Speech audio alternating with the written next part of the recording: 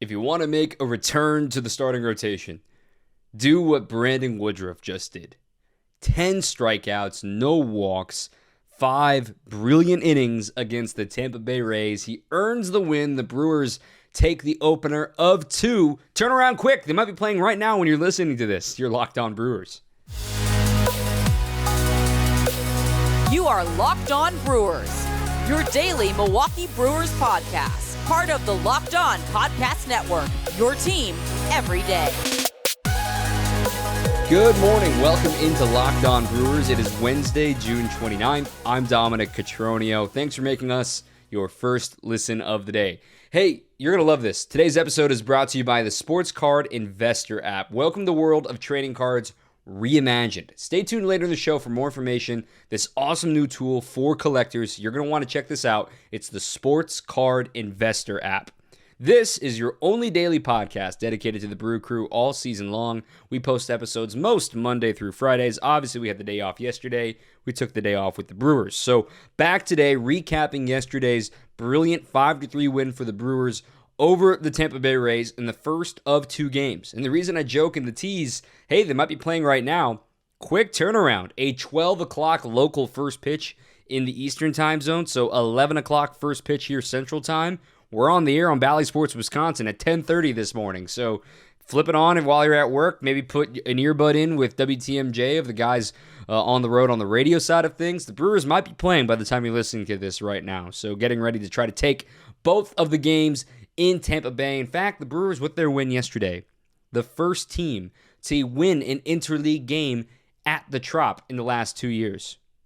That's a cool little feather in the cap. In fact, coming into the game this year, the Rays were 10-1 in interleague play.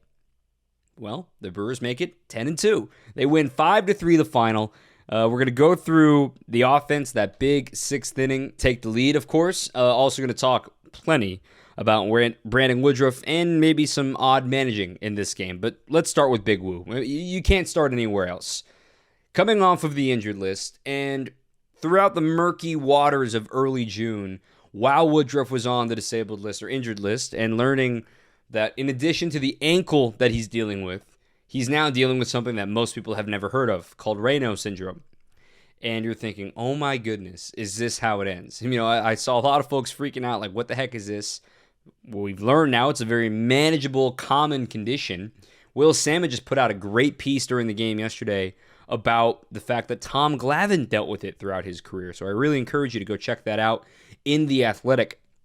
When you hear these bad news in the middle of a bad losing stretch for the Brewers, it's easy to think the sky is falling. And for Woodruff to have the good couple of outings in the minor leagues, one in Nashville and one in Appleton, you're thinking, okay, well, it's the minors. You know, he did what he was supposed to. See what he does in the big leagues.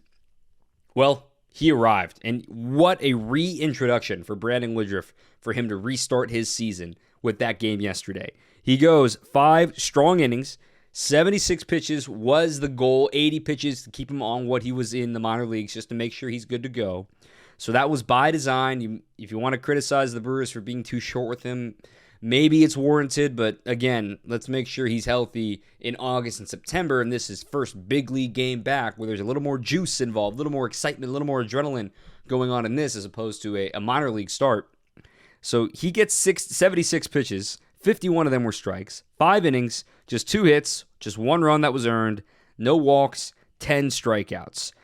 The big number out of all that is no walks. That's the big thing I circle, because when you're coming off of the injured list and you're not facing big league hitters, you're wondering how they're going to react to your stuff. Are they going to take a lot of pitches? Are they going to wait me out? Are they going to see what I got? Well, it helped that Woodruff had it right from the get-go in this game. But 0 walks tells me he's sharp. He's ready. He's into it. So 0 walks in 5 innings. Only the 3rd time this year he hasn't allowed a walk in a game. The other 2 starts were right at the end before he got injured in May. So maybe he's starting to turn a corner in that regard. In addition to that, his 13th career double-digit strikeout game, and it's his 2nd one this year. He tied his career high earlier in the season against the Reds. He had 12 strikeouts in a game against them back in early May. He also did not walk a batter in that game, too. 17 swings and misses. That's a ton. That's a great number. In fact, that's the 4th time he's reached at least 17 swings and misses in his starts this season. The fastball was working. 13 of those whiffs were on fastballs. He was touching 99. He had 5 pitches register at 99 miles an hour. Wow. Electric. Absolutely exhilarating stuff from Brandon Woodruff, who obviously was feeling great. And the one run that tagged him, you tip your cap in that 4th inning. They're a good team, especially the top of that order. When you're dealing with Yandy Diaz, who handles velo like it's no problem. He legs out a hustle double. And then Harold Ramirez and Randy Arozarena right there. There's some pop right there. Harold Ramirez, you're going to hear a lot about him. He's been a great fit for Tampa Bay this last season. Remember, he was with Cleveland last year. He had a 703 OPS with them. Now he's up to 766 right now with the Rays. He's got 3 homers. He's got 9 doubles in just 60 games. Harold Ramirez is going to be a good player. Is he the 3-hole hitter by design for the Rays? No, they are injured, and that is a fair criticism to make if you're a Rays fan listening. No Manny Margot. He's going to be out for a long time. No Brandon Lau right now on the team, too. So a couple of their big boppers are not in the lineup. They did just get Wander Franco back, and he is electric. He's a great player. But this 1 through 5 did their job against Woodruff as far as making tougher at-bats. It was the bottom half of the order that had absolutely no chance against Woodruff. You look at it, Paredes went 0 for 3 with a walk and also had a strikeout. Josh Lowe, 0 for 4, 2 strikeouts. Taylor Walls, 0 for 4, 2 strikeouts. Rene Pinto, 0 for 3, 2 strikeouts. He was pinch hit for by Brujan for Hader in the 9th. He struck out. Brett Phillips, old friend, 0 for 2 with a walk and a run scored. 2 strikeouts for him. So the bottom half of the order had absolutely no answer for Brandon Woodruff. He dominated those guys en route to 5 shutout innings, earning the win as well. Got a little bit of run support, albeit it showed up kind of late, but it arrived nonetheless. Woodruff is now 6-3. His ERA is down to 4.44. 10 strikeouts out of 17 batters faced. Right? 15 outs total. 10 of them were on strikeouts. 2/3 of his outs were via strikeout. Dominant stuff. Also, tip of the cap to the other starter, Shane Baz. And we're going to get into the manager decisions here in the next segment.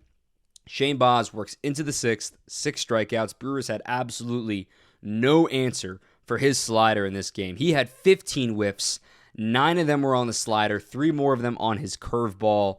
Shane Baz is one of their top prospects for a reason, and a reminder of the great trade that the Rays pulled off with the Pirates in order to give up Chris Archer, that they got Shane Baz, Austin Meadows, and Tyler Glasnow, who is currently recovering from Tommy John surgery. And mind you, Austin Meadows, who hit 30 homers last year, they flipped him for Isaac Paredes and bring him in. So that's turned out to be a great trade for the Rays, of course. Basically, if the Rays want to call you about your prospects, hang up. Just hang up. Unless, they're offering Willy Adames, which the Brewers certainly thank them for.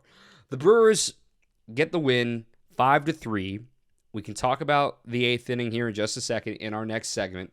First, we want to tell you about a presenting sponsor, the Sports Card Investor app. If you're a hobbyist that loves trading cards, it is booming right now. You could be a casual card collector, or if you're someone that's all in on the investment side hustle side of things, the Sports Card Investor app has to be on your phone. It's 100% free, and you can easily browse over 600,000 cards from every single sport, and there are more added every single week.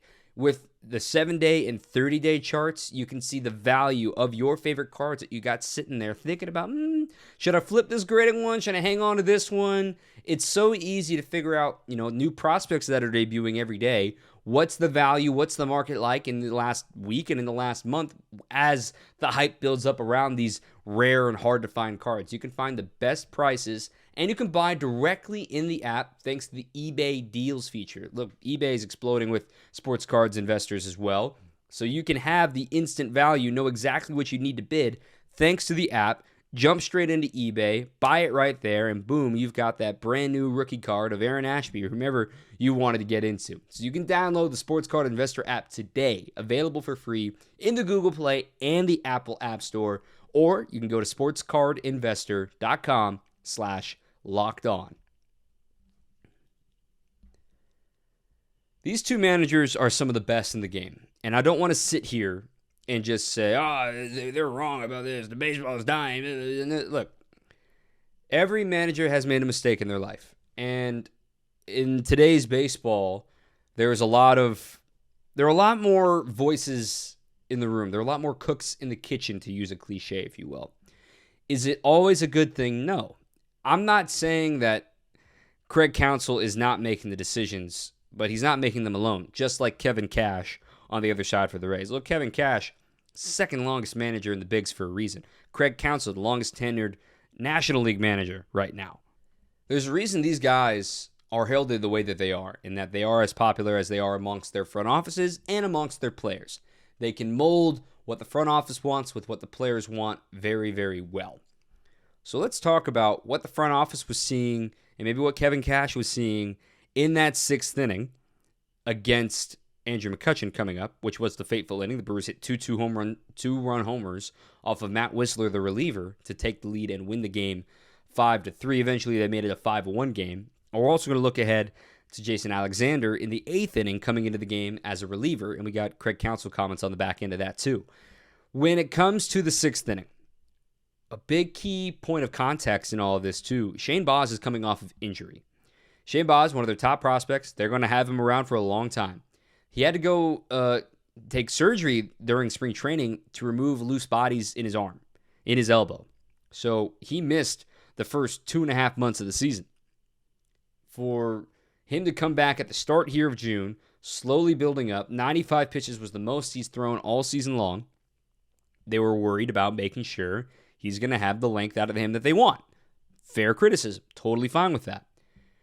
Where I'm confused of the way that they pulled him and the way that they decided to play out that sixth inning, Christian Yelich let off the frame with a single. So already he's put in the hot water with the leadoff man aboard in a one-run game, facing a lineup for the third time that's had a ton of loud contact off of you. In fact, 12 of the first 15 balls in play in this game were registered as hard hit balls, 95 miles an hour or above. 10 of them were over 100 miles an hour. So they were seeing him well. They were hitting him hard, just couldn't see the slider to save their lives. So a leadoff single for Yelich. Adames ends up striking out against Baz on 3 pitches. During Rowdy's at-bat, Yelich steals second, but Rowdy ends up striking out too. So if you're Kevin Cash, you're thinking, cool, got a chance to get out of this. Let's bring in the fresh arm. You just used up a ton of energy to get Adames and Tellez the top of this order. Let's go get the fresh arm to face Andrew McCutchen. If you're asking, well, wait a minute, it's already right on right. Why would Baz leave? Because he's right-handed against Kutch. Well, Kutch has hit the ball hard twice against him. He's lined out to center. He's had a sharp ground out to short. That's one factor involved. 2, the guy you're bringing in, Matt Whistler, a slider specialist. Literally 92% of his pitches are sliders. So you know you're going to throw breaking balls, which it's much harder to hit a breaking ball out for a home run than it is to hit a fastball out for a home run. And Andrew McCutchen, not only historically does he have worse numbers against righties, not terrible numbers, but just lesser numbers against righties, but you would take a new fresh arm versus a third time through of an experienced hitter like McCutchen against a rookie like Baz. And lastly, when you look at the advanced stuff, coming into the game, McCutchen was hitting just 183 on breaking balls this year, swinging and missing at a quarter of the pitches that he swung at. 16 strikeouts on breaking balls. He does not have a home run on a breaking ball this year. He had 1 extra base hit out of 10 hits out of 11 hits on breaking balls this year. The numbers lined up with it. A 183 hitter against breaking balls, no homers allowed, and a man on second. And he got beat with his best, and he hung a breaking ball, and Andrew McCutchen made sure to send that ball out to left field to give the Brewers a lead. I understand the confusion of saying, why the heck would you pull Shane Baz to bring in this slider-only guy to face McCutchen? Well, it got worse when Luis Urías mashes a 2-run homer 2 batters later after a great AB by Narvaez and adds on to make it 4-1 at the time. That was huge, and it really wiped out Whistler from having any hope in this one because now, word's out. I mean, obviously, everybody sees the scouting report. We see it on Baseball Savant. When you only throw sliders and you don't have the slider, you're going to get exposed real quick, and that's what happened to Matt Whistler in that 6th inning. So I wanted to explain that from Kevin Cash's perspective. Now going to the 8th inning. The Brewers are leading 5-1 now, thanks to an insurance run in the top of the 8th inning. They had Devin Williams warming, but it's not a save situation anymore. So why use the A bullpen? You've already used Gott and you've already used Boxberger. Don't need to use Williams if I don't have to. Bring in Jason Alexander to try to sneak the final 2 innings perhaps and get out of this one in game 1 without using Williams or Hader and save them for today. My opinion is the reason why I wanted to use Jason Alexander is, for one, with Trevor Kelly being optioned back to Nashville, you do not have that multi-inning right-on-right guy, because this is a right-handed heavy lineup for the Rays. You don't have that multi-inning right-on-right guy. You may be shouting, oh, what about John Del Gustave? You maybe want to save Gustave for a more high-leverage situation, especially since you just used Gott yesterday. Gustave might have to be your bridge along with Hobie Milner here today, since you were able to avoid Milner. But of course, you weren't going to use Milner against a righty-heavy lineup being left-handed. Yes, he's been good, but this is where Counsell was trying to manage the next day. And I think he kind of put the cart before the horse and caught himself, wait a minute, I'm asking Jason Alexander to do something he hasn't done. He's a starter. Yes, he's appeared twice out of the bullpen with Nashville, but that was as a tandem starter. That was by design. It wasn't like he was coming in a, weird inning. He was already by design saying, hey, you're going to probably pitch the 4th, maybe the 5th at the latest. We're going to let you go 4 innings and see what you can do. No, this was, hey, can you take us the final 6 outs? That's a big adjustment for a starter, even as good as he's been. Craig Counsell explained after the game, well, because Alexander's been pitching on Woodruff's days, they wanted to keep him on the same pattern in case they need him down the road. They want to decide, depending on when they get Aaron Ashby back, how they want to use Jason Alexander moving forward, whether it's out of the bullpen or out as a starter or in a hybrid role, kind of like they treated Ashby last season. I think what Alexander's role should be is being that 5-inning starter, 5-and-dive type guy. If you get 6 or 7 out of him, great. I don't know if his stuff really plays as well as it does in the bullpen. I think Craig Counsell was sort of caught trying to squeeze something out of a player that he wasn't quite ready for. And I don't fault Counsell for trying to do it. It just felt like trying to do too much, trying to get a little too cute. Jason Alexander ends up walking the first 2 batters, which just can't happen. You can't walk the 9-hitter and the 1-hitter and expect to get out of it unscathed. 2-run score. They eventually had to bring in Devin Williams, who ended up slamming the door. Then Josh Hader really slammed the door in the 9th inning, striking out the side. So the scenario that the Brewers thought they were avoiding by getting the insurance run at the top of the 8th, imagine if they don't get that insurance run. Are we even having this conversation right now? No, because Devin Williams is just going to come straight in. He's probably going to strike out Brett Phillips and handle the top of the order, hand it over to Hader, and the rest is history. But because they got the insurance run, we had to sweat things out a little bit. That's not how it's supposed to work, right? I just wanted to jump in to say both of these managers are very good at what they do. I think one got caught, Counsell, being a little too cute, trying to see what he can do, but it's not a bad thing to find out what you have with Jason Alexander. And on the other side, Kevin Cash thought he had the right matchup in his mind. The numbers supported it. Kutch against Boz, his hard contact had supported it. But then baseball said, nope, forget that. I'm sitting on a slider, got a hanger, see you later. Baseball's hard to predict, man. And as much as nerds like me, as some folks would say, are ruining the game, these are the situations that managers are weighing every single night, and it's magnified in the postseason. We could talk about the Blake Snell stuff in the World Series another time. It's overplayed, in my opinion. Yes, they pulled Snell too soon. But you can't act surprised when it continues to happen 2 years later. That's the Rays thing. They have trust in their bullpen. They have trust in one of the best bullpens in baseball. And they're going to need their bullpen today because they're doing a bullpen day. Mini soapbox rant over. Let's get to the positives. Let's also preview this quick 2-game finale. Before we do that, I want to tell you about our friends at Blue Nile. Right now, if you're ready to pop the question, our friends at Blue Nile can help you find the engagement ring of her dreams. Or just trying to celebrate a milestone moment, they've got the fine jewelry selection that you want to find right there at BlueNile.com. It's so easy to find the right diamond shape, size, clarity, and setting style with their engagement ring tool at BlueNile.com. Every bench jeweler is certified, and then they will handcraft the perfect engagement ring, and each one is truly one of a kind.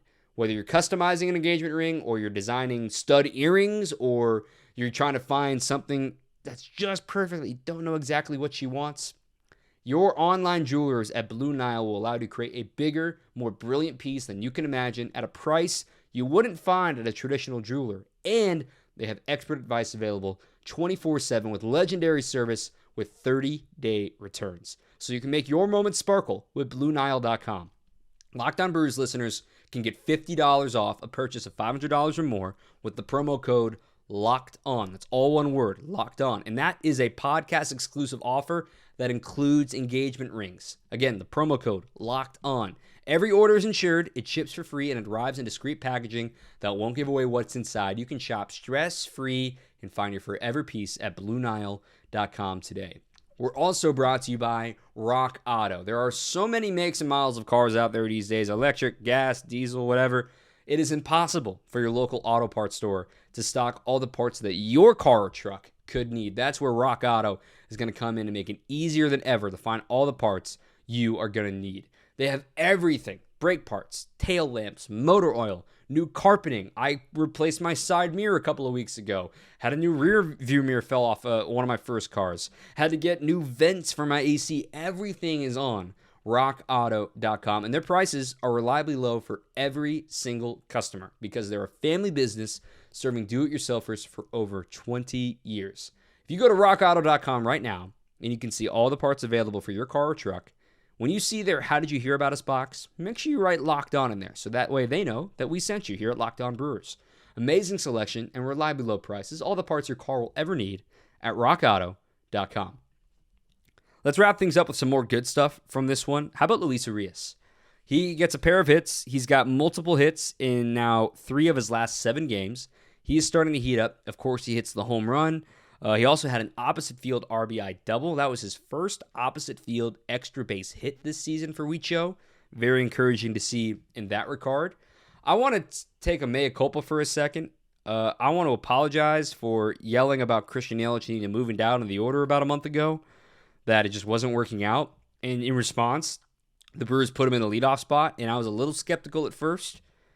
He's doing great. He's doing A-okay in the leadoff spot. Another couple of hits. He's getting on base. He got a really bad strikeout called against him, but hey, that's life. You live and you learn. You move on. Right now, as the leadoff hitter, that is now 19 games that he started as a leadoff man. He's hitting .312. He's got a .398 on base. He's got an .814 OPS. Yes, the slugging's a little down, but this is giving Christian Yelich the best opportunity to succeed for the Brewers. It was the big question with Kolten Wong returning. Mind you, Kolten Wong did return. He had a double in this game too, literally painted it down the right field line. For Kolten Wong to return and put him in the 5 spot shows the trust the Brewers have in putting Yelich sticking in the leadoff spot. Remains to be seen what they'll do when maybe they're facing a lefty. Maybe Wong will take the day off. They'll move Brosseau into the starting rotation, or into the starting order, and then put Urías maybe back at second base. I wonder what they're going to do in that regard. I mean, shoot, today you're going to see Jalen Beeks, a left-hander, coming in as the opener. So I wonder how the Brewers are going to react to this lineup that they're going to have to put out, knowing Jalen Beeks isn't going to go for very long, but their Colin Poche is available. You got Brooks Raley available out of the bullpen. It sounds like Jeffrey Springs is not going to pitch today, so he's a lefty. I wonder what they're going to do in that regard, facing a left-handed opener today. But I digress. Christian Yelich in the leadoff spot. Thumbs up from Dom. I was critical of him earlier. I think it's working out well for all parties involved right now. One last bit of good stuff from this game. Josh Hader, absolutely dominant. Trevor Gott gave up a couple of hits, but he got the job done. Brad Boxberger, solid. Works around a leadoff error. So he's got 16 holds. Devin Williams leads baseball with 19 holds. And Josh Hader now leads the National League in saves with 23. This bullpen's getting healthy again. And the fact that you're worried about, why did Woodruff only go 5? Well, because you had an entirely ready-to-go A bullpen. Yes, it got hairy in the 8th with Jason Alexander. But if you telling me, they were going to throw Woodruff, Gott, Boxberger, Williams, Hader, I said, there's no way the other team's going to score a run. There's just no way. What a day. 14 strikeouts for Brewer pitching out of the 27 outs they got. So just over half of their outs were via strikeout today against the Tampa Bay Rays. So Eric Lauer is going to try to keep that torch burning here today, going up against Jalen Beeks, an opener for the Rays. Lauer really needs a good start, as we know. We've talked about his struggles as of late and giving up the long ball as of late. For Lauer to face a team fresh off of, being gassed up against Brandon Woodruff and him being a perceived velocity type guy, maybe it could work out in his regard that just the difference of miles per hour could really help him out, given Woodruff was sitting 97, 98. Lauer with that 93 that looks like 95, 96 maybe could help him out, but the big key is going to keeping the ball in the yard. He's allowed multiple homers in each of his last 3 starts. He's allowed 17 earned runs in his last 17 and third innings. That's not going to cut it. Really want to see Eric Lauer get back on track today. He's only had 3 quality starts since the start of May. Whereas in April, 3 of his 4 starts were quality starts. Would like to see him get back going in the right direction. Again, early game, 11 o'clock Central Time. By the time you're listening, they might be playing.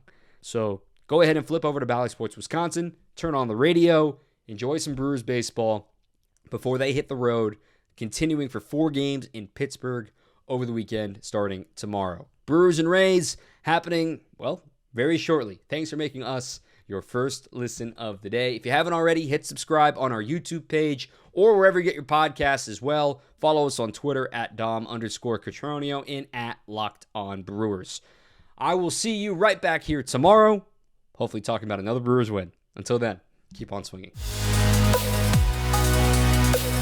You are Locked On Brewers, your daily Milwaukee Brewers podcast, part of the Locked On Podcast Network, your team every day.